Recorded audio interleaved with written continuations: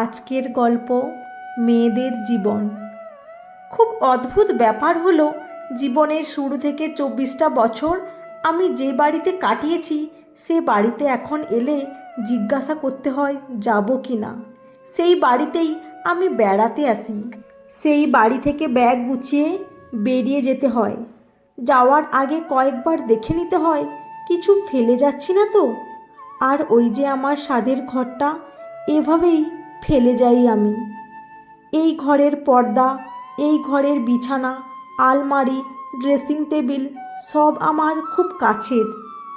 এই ঘরে এলে আমি চেনা গন্ধ পাই। প্রতিটি কোণ আমার আহ্লাদে আটখানা হয়ে আছে।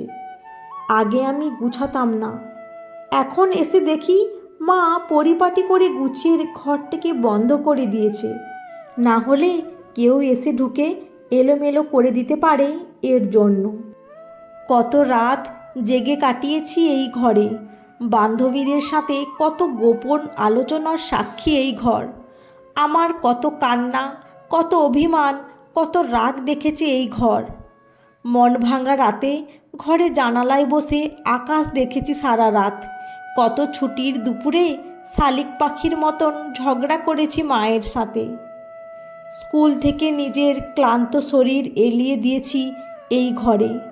নিশ্চিন্তে ঘুমিয়েছি, কখনো বুক ভাঙা কান্না করেছি। সব জানে এই ঘর।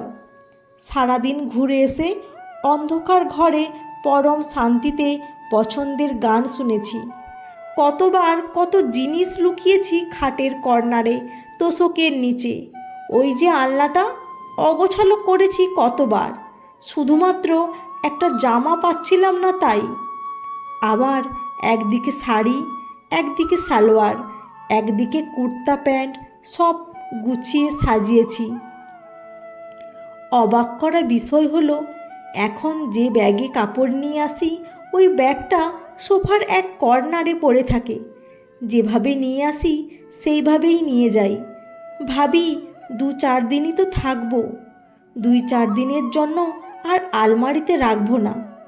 ব্যাস, আলমারিটা আর খোলাও হয় না। কত জিনিস, কত কানের দুলের রঙিন বাক্স সবই পড়ে থাকে।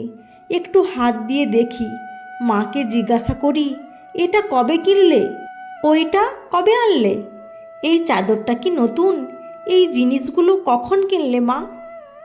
যখন যাওয়ার সময় হয়, বর নিতে আসে, তখন মা জিজ্ঞাসা করে, আবার কতদিন পর বাড়ি আসবি।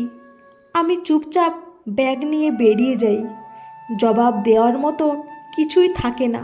হ্যাঁ, আমিও জানি ওই বাড়িতে আমারও একটা ঘর আছে, মা বাবা আছে, সবাই আমার জন্য অপেক্ষা করছে বাড়িতে।